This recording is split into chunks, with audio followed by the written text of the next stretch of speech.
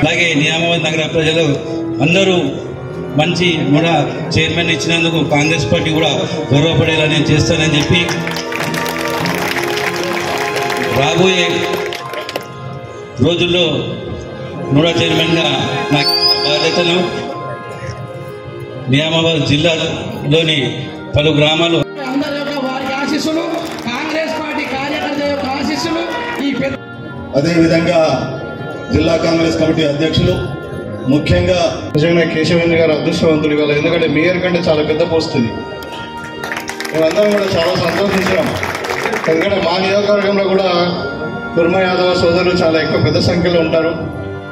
మరి ఎక్కడ కూడా ఎవరు ఇబ్బందులు రాకుండా చూస్తారని ఆశిస్తూ అవకాశం ఇచ్చిన అందరికీ ఏళ్ల తరబడి సేవలు అందిస్తూ ఇవాళ నూడా చైర్మన్గా బాధ్యతలు చేపట్టిన ఆశీర్వదించే ఈ కార్యక్రమానికి కేశవవేణి గారి పదవి స్వీకారంతో వచ్చినటువంటి పెద్దలు, వేదిక మీద ఉన్నటువంటి నాయకులందరికీ, వచ్చినటువంటి మిత్రులందరికీ కూడా ముందు కూడా ఉదయపూర్వకమైనటువంటి వందనాలు తెలియజేసుకుంటూ కాంగ్రెస్ పార్టీ నాయకులకు అంటే యువజన కాంగ్రెస్, ఎన్ఎస్యుఐ, కాంగ్రెస్ పార్టీ శ్రేణులందరికీ, మీడియా మిత్రులందరికీ ఈ శుభ సందర్భంలో అందరికీ హృదయపూర్వక నమస్కారం తెలియజేసుకుంటా ఉన్నాం.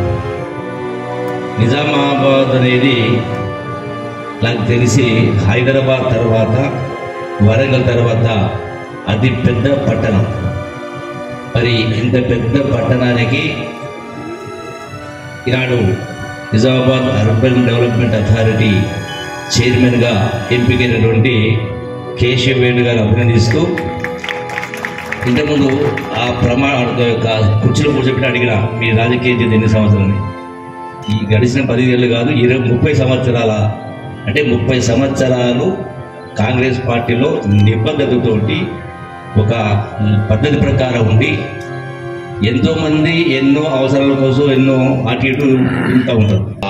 Nizamabad urban development authority chairman గారిని, కేశవేణి గారిని మరొకసారి అభినందిస్తూ మీ అందరికీ మనం ఈ అవకాశం ఇచ్చినందుకు కృతజ్ఞతలు తెలియజేస్తూ సెలవు తీసుకుంటున్నాం. కష్టపడి వారికి ఫలితం ఉండాలి.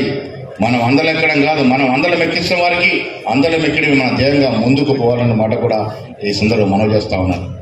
జూపల్లి గారి యువకుడు అర్నిసులు ప్రజల్లో ఉండే వ్యక్తి మనకి ఇన్ఛార్జ్ మంత్రిగా ఉన్నారు. మాకన్నా బాధ్యత మేమి దక్కుందన్నా. నిజామాబాద్ ఒకప్పుడు సస్యమైన జిల్లా, నిజాం సాగర్ పోచంపాడు ప్రాజెక్ట్ పారేటువంటి జిల్లా ఇలా క్రమేణా వెనకబడుతూ వచ్చింది. పారిశ్రామిక పరంగా పెద్దలు జీవన్ రెడ్డి గారు చెప్పినట్టుగా అది ఎన్సీఎస్ఎఫ్ కానీ ఎన్ఎస్ఎఫ్ కానీ ఇంకా రావాల్సిన పరిశ్రమలు కానీ దాంట్లో మీ కృషి ఉండాలి. ప్రముఖమైన పరిస్థితులు ఆగ్రో బేస్ ఇండస్ట్రీస్ ఇక్కడ రావాల్సిన అవసరం ఉందని మాట్లాడుకునే సందర్భంగా మనవి చేస్తాను.